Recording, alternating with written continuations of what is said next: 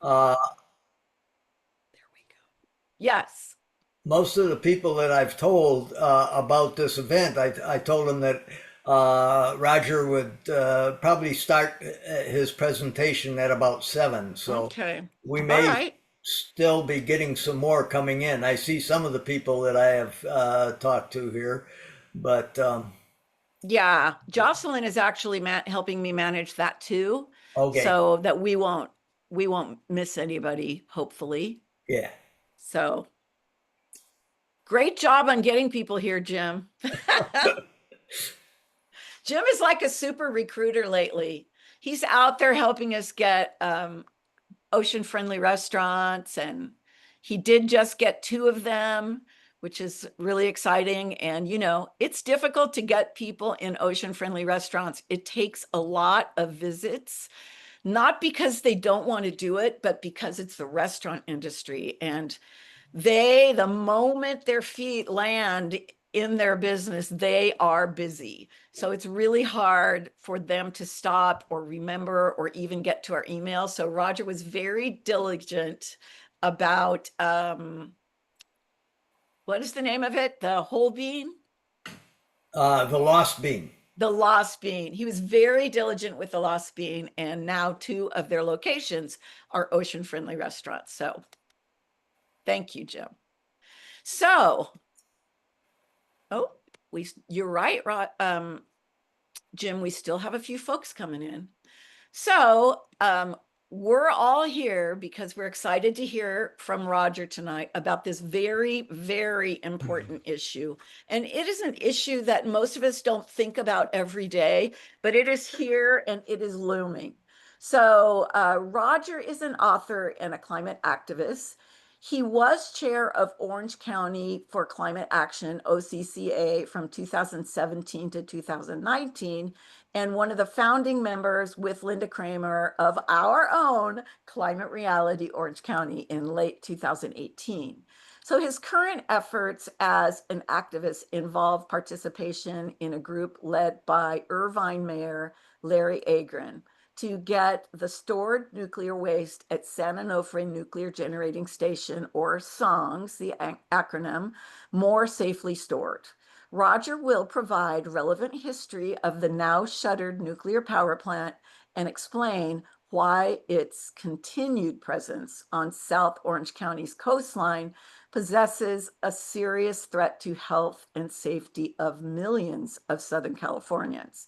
Roger will also discuss the mission and strategy of Mayor Agron's project to gain safer storage of the highly radioactive spent fuel rods still stored on the plant's premises. His short novel, pictured here, The Day We Lost Southern California, A Future History, was written in support of this effort. And afterwards, he will have a question and answer that will follow his informal talk. So thank you so much, Roger, for being here. I will let go of my sharing and hang on.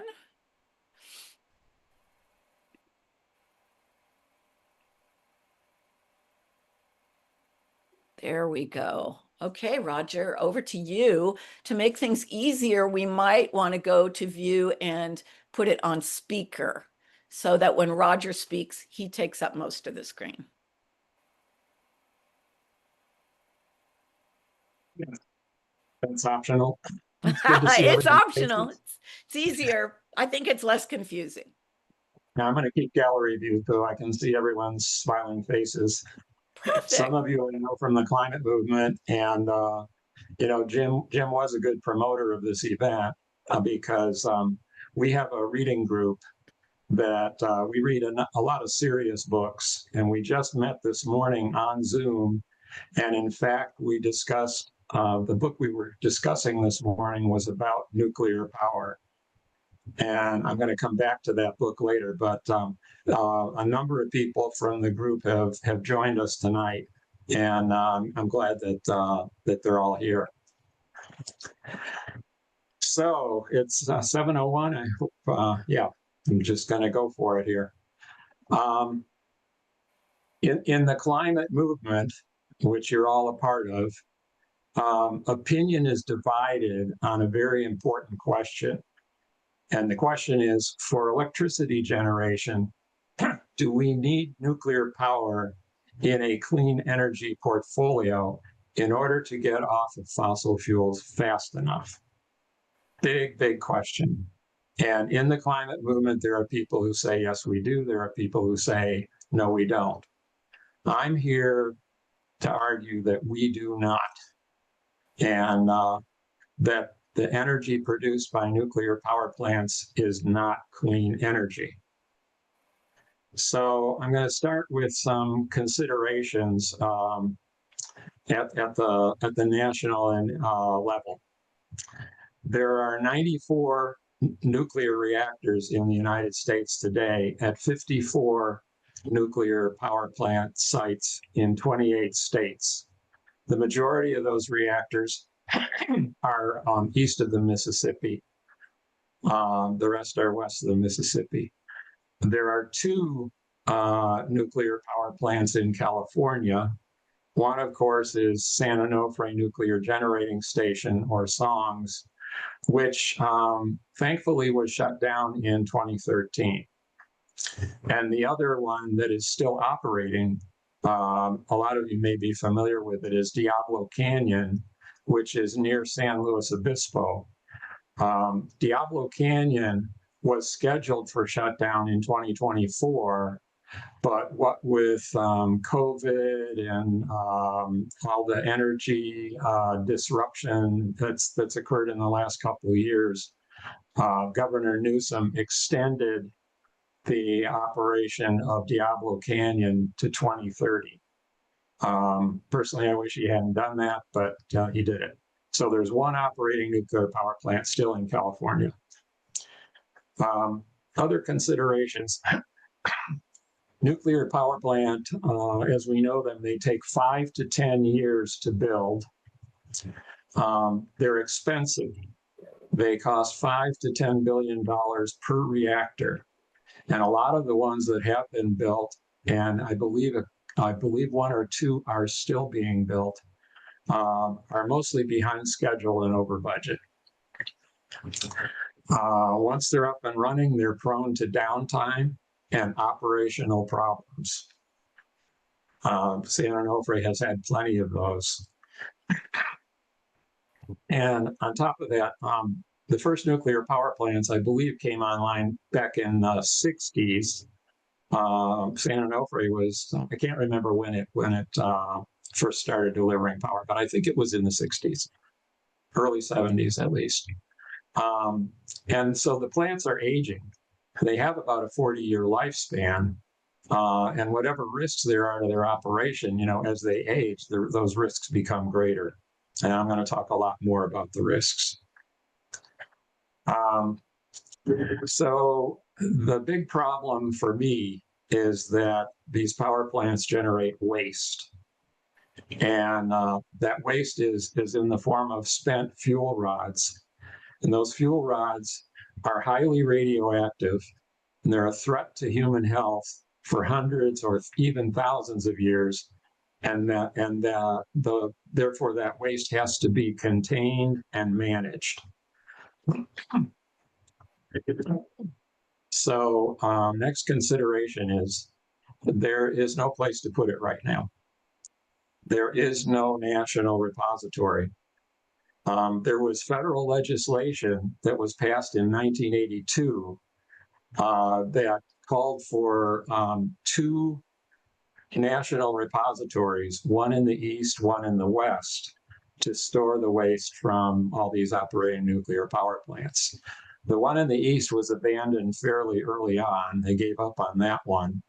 And then there was a long battle over the one in the West, which I imagine a lot of you are familiar with, Yucca Mountain in Nevada. It's northwest of Las Vegas. And they kind of identified Yucca Mountain as, oh boy, this is a great place to put the nuclear waste because it's dry. And as the years went by, they found out that it wasn't dry. It got flooded at one point. So not so good. And besides that,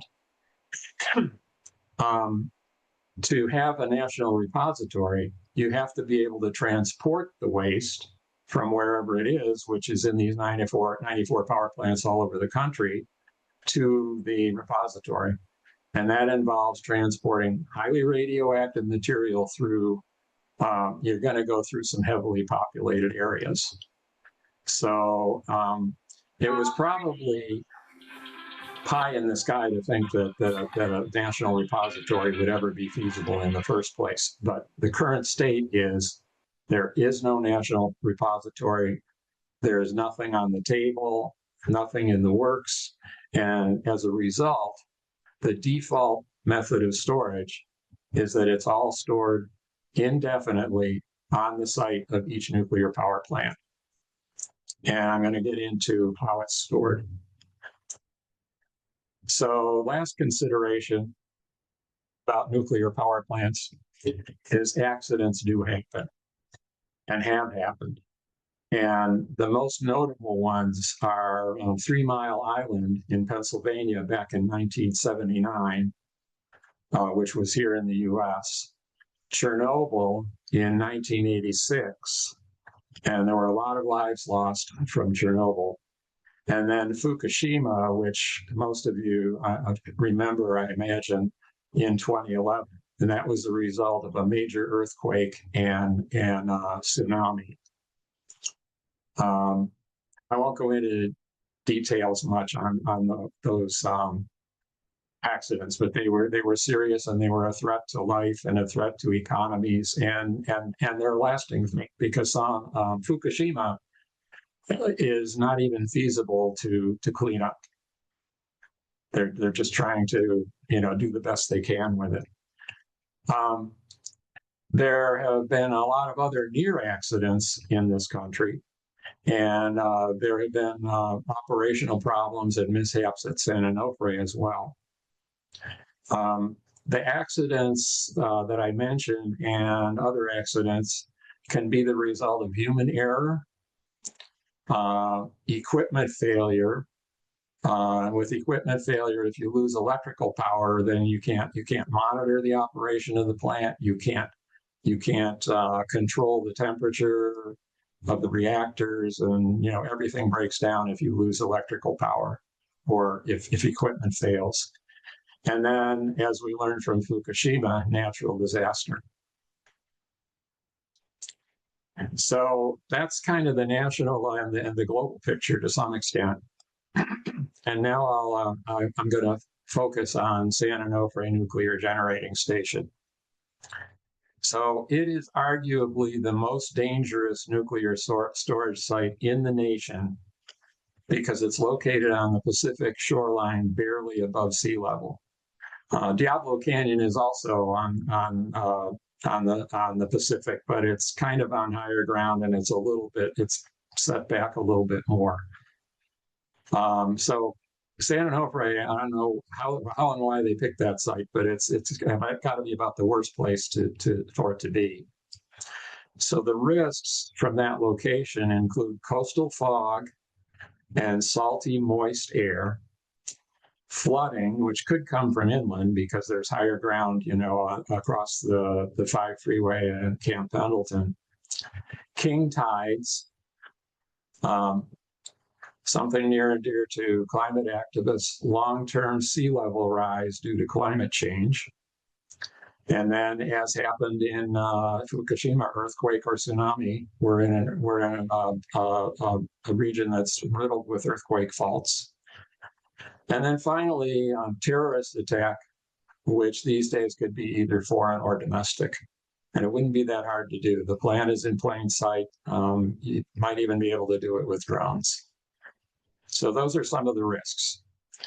So the plant's not operating, but again, all the nuclear waste that it has generated is in, quote, temporary storage there, right at that location. 1,600 metric tons of waste. And that waste is currently stored in 62 canisters manufactured by New Homes and 73 canisters manufactured by Holtec. And I'm going to focus on the Holtec canisters. The Holtec canisters are made of thin-walled steel, 5/8 of an inch thick. They do not meet American Society of Mechanical Engineers standards for nuclear pressure vessels. And the reason that Edison was able to use them is that they were granted a waiver by the Nuclear Regulatory Commission to use them. They're cheap. They're stored vertically in concrete silos that are 5 feet in diameter and 20 feet deep. And the canisters are partially above ground in those silos. They have to have airspace around them for cooling, but they're tight in there. Let's see. The canisters are not inspectable. They're not repairable. And they're so cheap that they are not safely transportable. You know, we're lucky that they're sitting there and not causing problems, let alone trying to put them on a train and transport them somewhere. So we're kind of stuck with those. Their lifespan, according to Holtec, is somewhere around 25 years. They're pretty vague about that.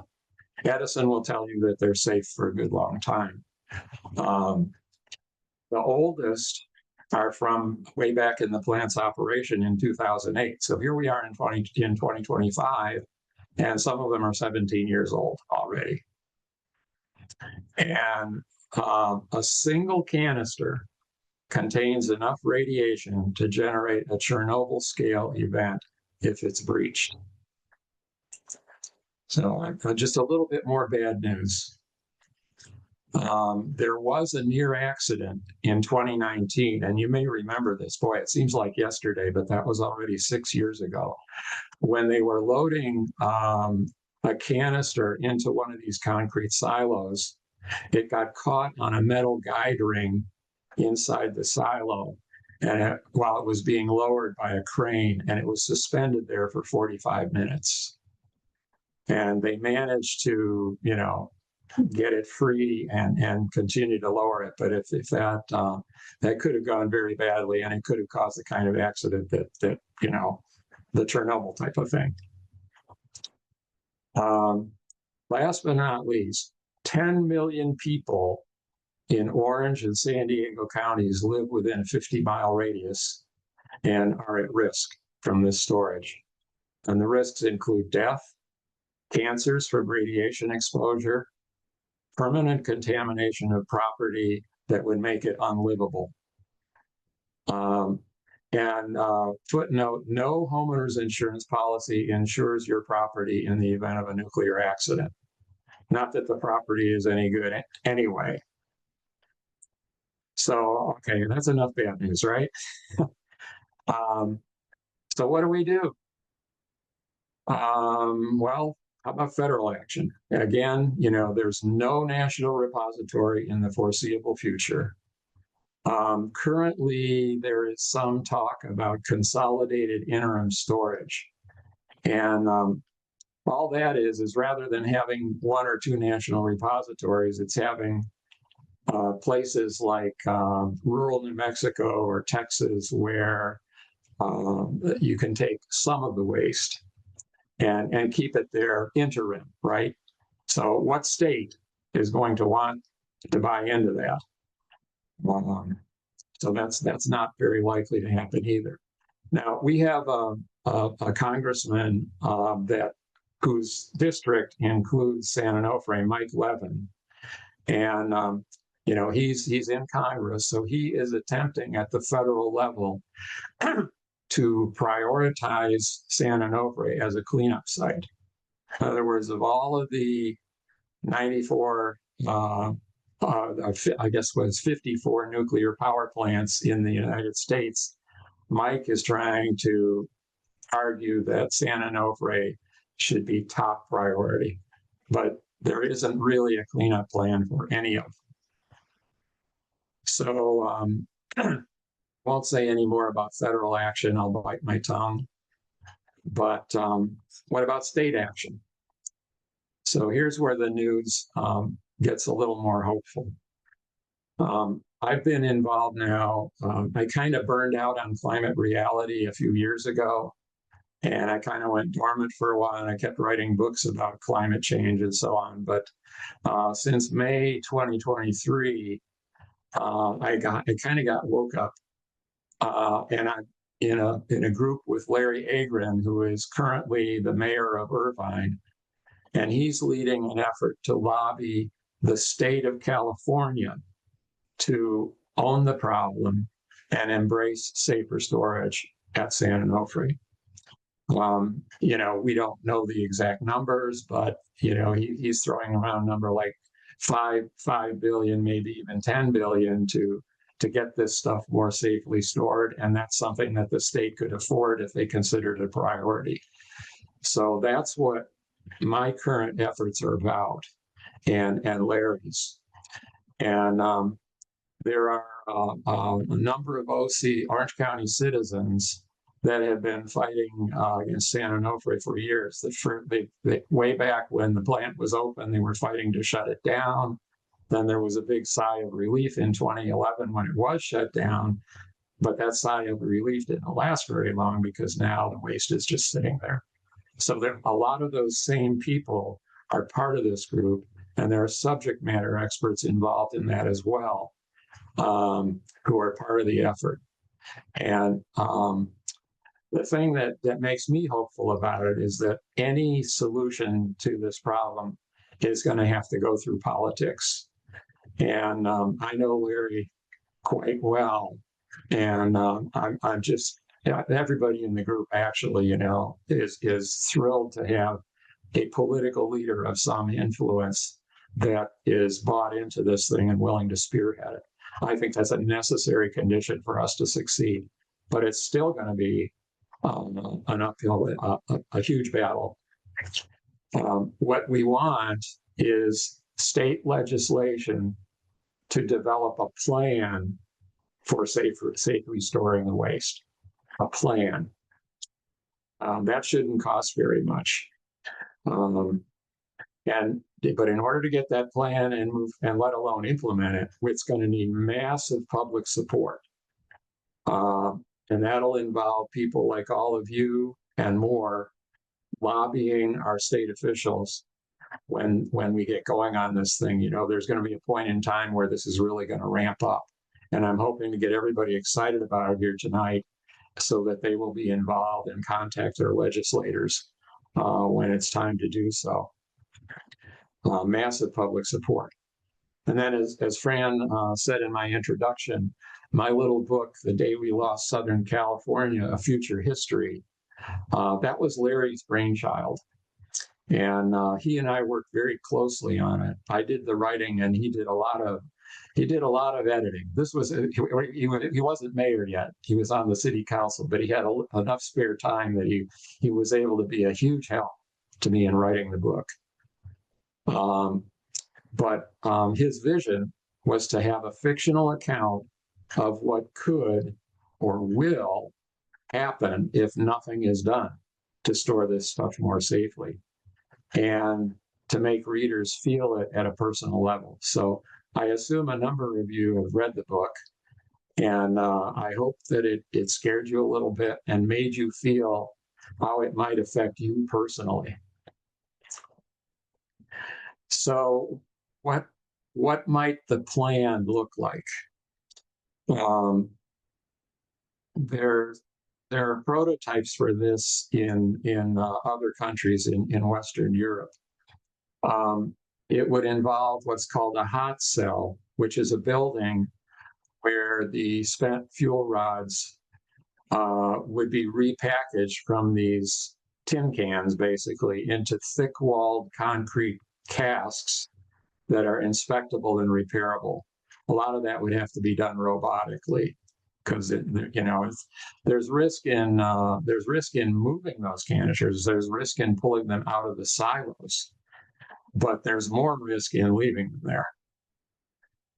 So it would involve a hot cell to repackage them in thick-walled casks, as are used in Europe, in France and Germany, and I believe probably even in Japan for the waste that they have. And then also a fortified storage facility that would be a building where those casks are enclosed and stored on higher ground. Again, moving them even after they're stored safely enough to be moved, moving them is huge. And where are you going to move them to? So what we're hoping is that we could have a fortified storage facility to put the casks in that would be near the site of the current power plant, maybe on Camp Pendleton, just on higher ground. And we figure that if all that could be accomplished, it will buy 100 years, which makes me feel a lot better. Again, we don't know what that would cost, but somewhere five or 10 billion to implement it, let's say. So to all of you, I ask you to watch for a significant push this fall from our effort. We're going to publicize it. There's going to be some local events to get city officials and the public involved. And then after that, we'll go from there and try to push the California legislature to do stuff. So with all of that, I have a couple of lingering concerns. So the time is one. Realistically, creating a plan and implementing it is probably going to take at least 5 years. And how much time do we have? The clock is ticking, time is of the essence. And then, as I said, any plan, first step of any plan that makes any sense requires extracting the existing containers from their silos and moving them to a hot cell for repackaging. And is it safe to do that? So that's those are my concerns. But again, we can't just let it sit there. We've got to try. So in the meantime, and I'm paraphrasing here, the former head of the Nuclear Regulatory Commission, and I'm going to talk a little more about him in a couple of minutes. Future of nuclear energy. We must stop generating nuclear waste until we know what to do with it. This means we must stop using nuclear power. That kind of concludes my talk. And I'm going to mention some resources to learn more. And I'll have to follow up. I'll get links to these things to Fran to communicate to the group, I guess. But one resource is my book, The Day We Lost Southern California, Future History. Non-technical, easy for everybody to understand, and a quick read at 40 pages. That book, there are about 500 copies of that book out and about now. On Tuesday, I was at a San Clemente City Council meeting, and I personally delivered 5 copies to everyone on the City Council. The Del Mar City Council has copies in their hands. Irvine has been distributing them. So there's about 500 of these books out and about. It's available on Amazon, and my total Amazon sales have been about 25 books. We're just giving them away. If you'd like to buy it on Amazon, I get a 20-cent royalty. That's one resource. Another resource, and maybe some of you are familiar with this and have seen it. If not, you should. There's a documentary that's produced by Mary Beth Brangan and James Heddle that was released about a year ago, and it's called SOS, the San Onofre Syndrome. It's a 90-minute documentary, and it's a history of the whole grassroots effort to force the closure of San Onofre, and then the effort now to get action for safer storage of the highly radioactive waste. There are people in that documentary, a number of them, that are involved currently still in our effort right now. And the last resource gets back to the book that we discussed in the reading group this morning, It's called Confessions of a Rogue Nuclear Regulator by Gregory B. Jaczko, who was head of the Nuclear Regulatory Commission from 2009 to 2012. That's a fairly short book, and it's from an insider who knows what he's talking about. He was head of the Nuclear Regulatory Commission. And, I quoted him a few minutes ago, we have to stop generating nuclear waste until we know what to do with it. And that means we have to stop using nuclear power. So I'll follow up with Fran on those resources and I'll open it up now if anyone has any questions that I'll try to answer. I am not a subject matter expert. Everything I've learned as part of this group. I think Keith had a question in the chat. He said, is there a storage alternative worth lobbying for? Well, that would be, as I said, thick-walled concrete casks. What we have is 5/8 of an inch thick steel that's subject to corrosion and cracking, and thick-walled casks would be the answer. They exist. Thank you. They exist. Lisa Swanson has a question. Hello. So I worked for PG&E from 83 to 85, and that was when Diablo Canyon was new. So that makes me feel a little old that we're now at the end of its life. Yeah. But I was always very concerned about the issue of storage. PG&E also operated a nuclear facility, a really old one up in Humboldt Bay. So Yeah. by the time I, worked for them in the 80s, it had already been not operating for a number of years. But, that waste just there was no place to put it. There was no storage facilities at that time.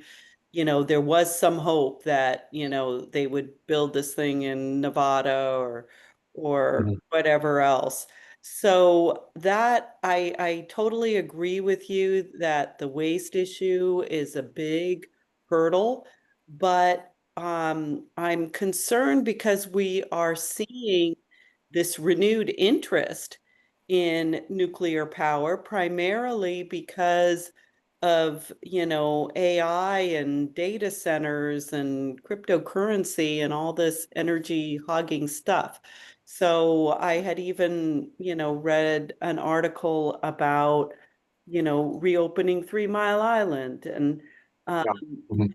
so I guess, you know, do we need to put our efforts into just, making sure that we don't build or that we don't restart any of these plants, or do we kind of have to accept that maybe it will happen and push for some kind of storage facility? Or what's your opinions on that? Yeah, I mean, it's really all of the above. And there haven't been a lot of new nuclear power plants in the recent past. It did slow down after Fukushima, and France and Germany and Japan, I believe, stopped they paused at least. In fact, they paused the operation of their plants, and then gradually, I think they started operating them again. But Japan has sworn off nuclear; they're not going to build any new nuclear power plants. AI is putting a lot of pressure on energy, but if you read the news lately, AI may be about to lose its luster as well. So we can hope for that.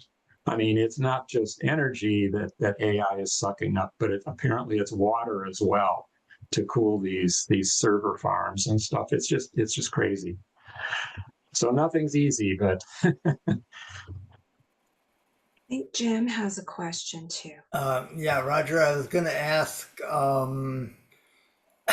there has been a lot of talk lately about, small nuclear reactors. And you haven't really talked much about that or mentioned it. And I was just wanted to get your thoughts on is that any safer than what we've got now? It's still nuclear fission is the process. It's still generating waste.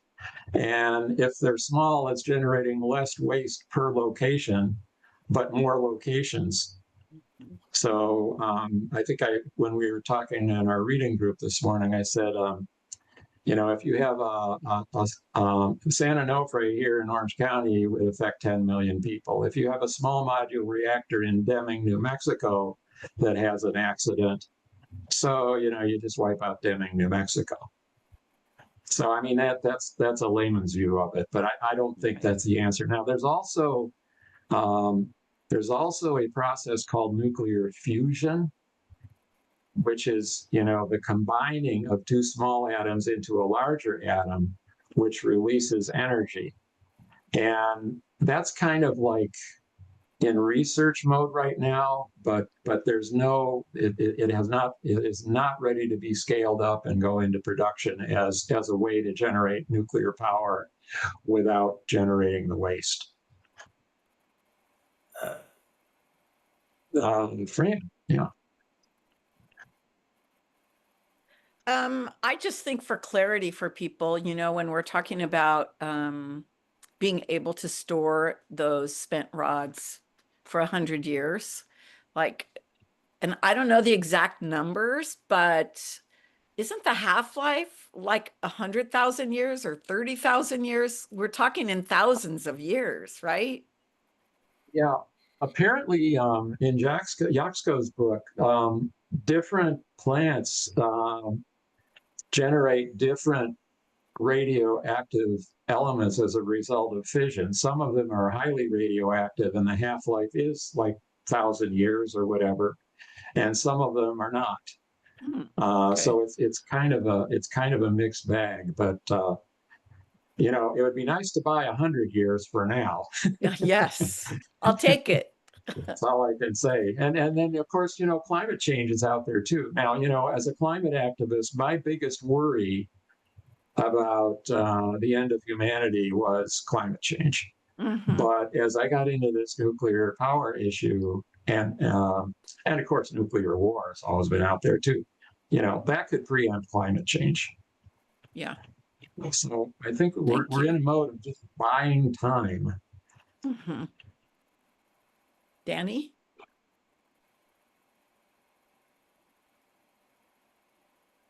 Hi, Roger. I was wondering Hi, Danny.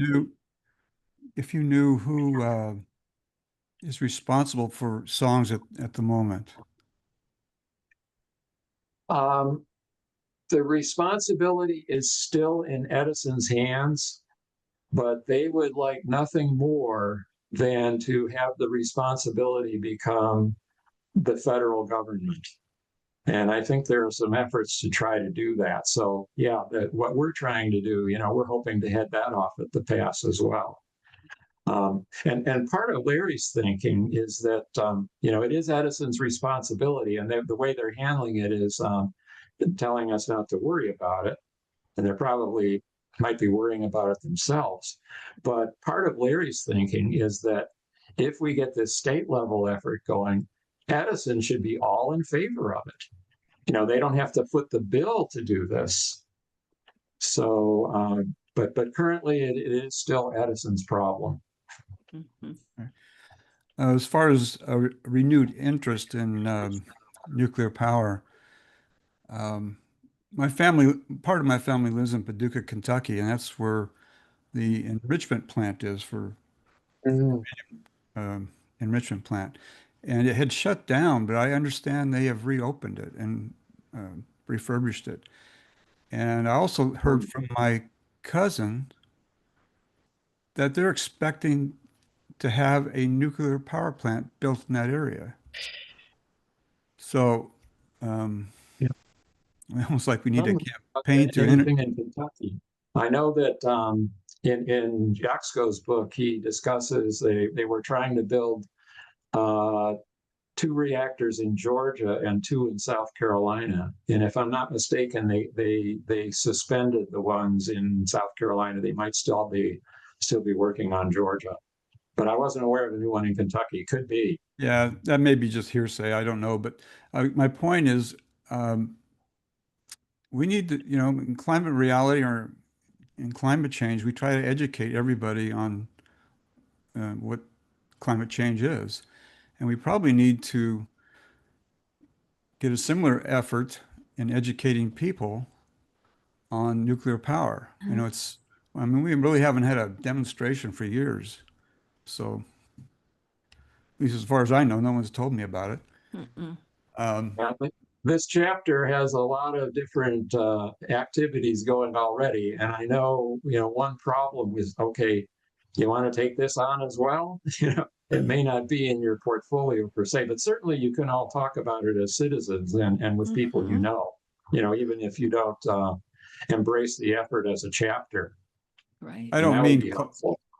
I don't mean climate reality. I mean just down here in South Orange County, with San Clemente Green or someone else like that. We used to have demonstrations. So, Yeah, San Clemente, Gary Hedrick had San Clemente Green, and he is all in on this, but he's just one guy. And he was the one that organized us going to the San Clemente City Council meeting on Tuesday. oh, yeah. Wonderful. Amy has her hand up too. Hey guys, I am actually part of the San Fernando Valley chapter, but I get your newsletters, I think, because of one of the things, and I was very interested in this because I've been working on a project that's related to this, and thank you, Roger, for being here and doing all this, because I've also gone down the rabbit hole with all this. I actually grew up in Ohio, and I put in the chat too. So there's 3 major nuclear power plants that I grew up in the shadows of on Lake Erie. And that was kind of like the epicenter of like nuclear energy back in the day. And I put this book, but there was a pretty significant accident and they don't run this reactor anymore at Enrico Fermi. And there's a lot of good history about just how nuclear energy came about. And it's like shockingly relevant to just current politics and how things got pushed through, back in the day, and how haven't quite changed. I'm with you because like there's a lot of sustainability people that think of it as clean energy. There are newer technologies that supposedly make it cleaner, but at the end of the day, when it goes bad, right? And it's like, what do we do with this? And I feel like it's like this sleeper issue because we think of nuclear energy as being kind of archaic, and there's so many other like priorities like wildfires and floods and other things with climate change that are so awful that we're not thinking about this, and just it can be just so dangerous. There's these old facilities are really old, they're crumbling, and they were supposed to shut down this one of the other sites in Ohio called Davis-Besse, and they didn't for some reason because there was lobbying to the Ohio State government to basically the whole like fraud, extortion, whatever, like scandal. But basically they lobbied to keep it open for some reason. But then it's like, also, what do you keep it open? Is that better than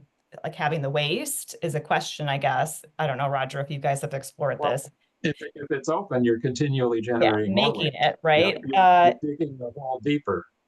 Yeah, and I guess the always thing that I haven't really found, but maybe you found in your research, is like just what kind of research is being done to kind of neutralize the waste, right? Instead of like storage, is there anything that's been it usually kind of seems like theory, but I don't know if you came across anything or if there's even any efforts or if any money that's being put into that for that kind of research. I don't know. It's chemistry. I don't think, I don't think there's much you can do with the chemistry. Carl is on the call here. I don't know if he wants to say anything about that, but yeah, it has to be stored. And some of these now, what I mentioned about the hot cell and the fortified storage facility.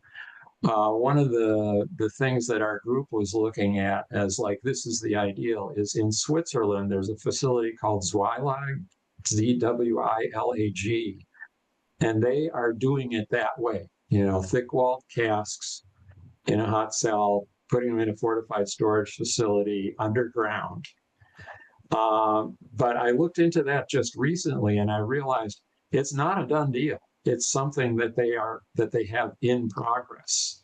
So it's not like, all the nuclear waste in Switzerland is fine because they're doing it right. They're in the process of doing it better. One last question was, from Tasia about how your book can be purchased without going through Amazon. The evil empire. I'm sorry, Tasia. I have published 10 books, and the easiest way to do it is self-publish, and the easiest way to self-publish is Amazon. So, that's the only way that it can be purchased. You can probably get a free copy from somebody in the chapter if you want. It came up on Thrift Books, so it might be Did a it really? used copy, but when I was Googling it did come up there.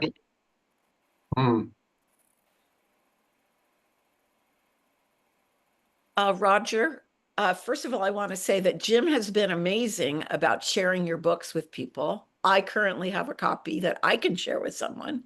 But I wanted to ask this question, and that is, if we are going to support this, at this point, what does it look like? It's not a bill. It's not like, what could we do to support this action moving forward? And it will be a bill. Okay. Like I said, I think we're going to be ramping this up significantly in the fall. Okay. Larry actually drafted with the help of somebody in the appropriate agency in Sacramento. He actually did draft a bill. But then we had some second thoughts about it, and we're looking at the strategy a little bit. So there is no bill on the table currently, but in the fall, we're going to ramp up again. There will be a bill, and we're going to try to make sure that everybody knows about it. Okay.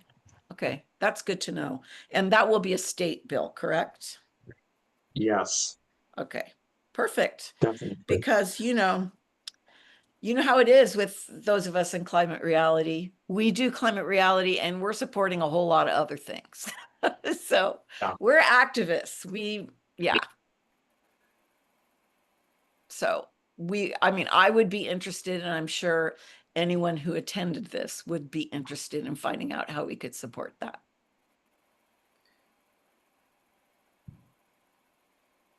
Appreciate it. Any other questions? Yeah, Fran, I had a question. I believe, yes, this meeting is being recorded. It is. Will that recording be available for people who are not members of Climate Reality? Yes, we will put it on YouTube, and you just look under Climate Reality Orange County, and we'll post it there. Okay. It's going to be on YouTube. Yes. Right. You're a YouTube influencer. Just give us time to get it up there. Maybe by tomorrow you will be one. And also, can someone send the chat after the meeting? Yes. Who asked that? Was it you, Roger? Yeah. Yeah. That also will go into our cloud, and we can send that to you. Okay. Any other questions?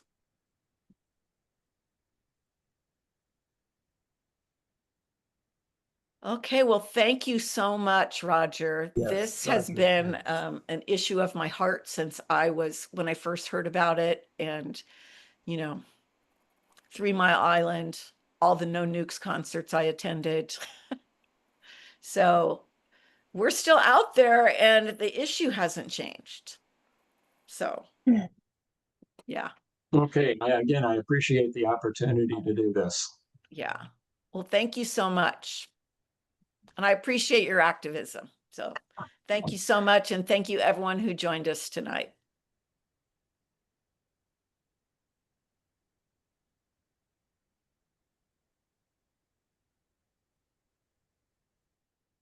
Thanks again.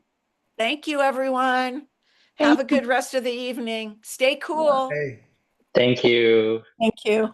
Have a good night. Thanks. Bye, everyone. you're going to be Bye. saving the chat because I'm trying to save it myself and I can't find where to do it anymore. Yeah, you know what? It actually, as part of recording, it does save it in our drive. Doesn't it, Jocelyn? Oh, she's gone. Yeah, it does save it in our drive.